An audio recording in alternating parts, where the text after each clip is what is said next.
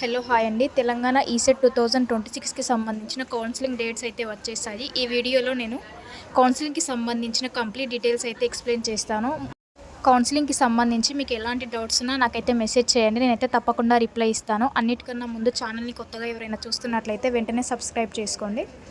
TG ECET 2026కి సంబంధించిన detail notification అయితే వచ్చేసింది.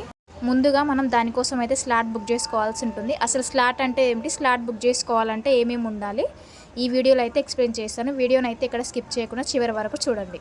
చాలామందికి స్లాట్ అంటే ఏంటో తెలియదు. స్లాట్ అంటే ఏం లేదండి, మన యొక్క బేసిక్ డీటెయిల్స్ ఇచ్చిన తర్వాత ప్రాసెసింగ్ ఫీ అనేది ఉంటుంది. ప్రాసెసింగ్ ఫీ పే చేసిన తర్వాత మనం ఒక పర్టికులర్ ఒక డేట్ అండ్ టైం అనేది సెలెక్ట్ చేసుకుంటాం. మన యొక్క సర్టిఫికేట్ వెరిఫికేషన్ కోసం అని ఒక ప్లేస్ అండ్ ఒక డేట్ అనేది సెలెక్ట్ చేసుకుంటాం. మనకు దగ్గరలో ఉన్నటువంటి హెల్ప్ లైన్ సెంటర్ని చూసుకొని మనమైతే స్లాట్ బుక్ చేసుకోవాల్సి ఉంటుంది. స్లాట్ బుక్ చేసుకున్న తర్వాత మనకి ఏ రోజైతే స్లాట్ బుక్ అవుతుందో ఆ రోజు మనం ఒరిజినల్ సర్టిఫికేట్స్ అన్నీ తీసుకెళ్ళి వెరిఫికేషన్కి అయితే ఆ రోజు అయితే అటెండ్ అవ్వాల్సి ఉంటుంది. మనకు స్లాట్ ఏ రోజైతే బుక్ అవుతుందో అదే రోజు వెళ్ళి మనం సర్టిఫికేట్ వెరిఫికేషన్ అయితే చేయించుకోవాల్సి ఉంటుంది. దీన్ని స్లాట్ బుకింగ్ అంటారు. మనకైతే రేపటి నుంచి 18వ తారీఖు వరకు అయితే స్లాట్ బుక్ చేసుకోవడానికి ఛాన్స్ ఉంది. సర్టిఫికేట్ వెరిఫికేషన్కి సంబంధించి కావాల్సిన డాక్యుమెంట్ అయితే చూడండి ఒకసారి. Candidate presence is mandatory for certificate verification strictly as for the schedule slot booking date and time at help line centre. ఖచ్చితంగా క్యాండిడేట్ అయితే ఉండాలి. అండ్ సర్టిఫికేట్ వెరిఫికేషన్ కోసం అయితే మనం ఎంచుకున్న షెడ్యూల్ ఏదైతే ఉందో స్లాట్ బుకింగ్లో ఏ డేట్ అయితే మనకు వచ్చిందో అదే రోజు అయితే మనం హెల్ప్ లైన్ సెంటర్కి వెళ్ళి మన యొక్క సర్టిఫికేట్ వెరిఫికేషన్ అనేది చేసుకోవాల్సి ఉంటుంది.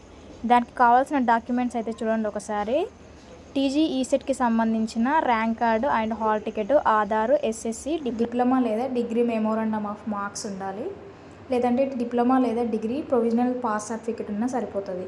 ఇంటర్మీడియట్కి సమానమైనటువంటి మెమో కమ్ పాస్ సర్టిఫికేట్ లేదా ఇన్ కేస్ బీఎస్సీ స్టూడెంట్స్కి అయితేనేమో లాస్ట్ సెమిస్టర్ మెమో ఉన్నా okay. Study certificate of 6th to diploma.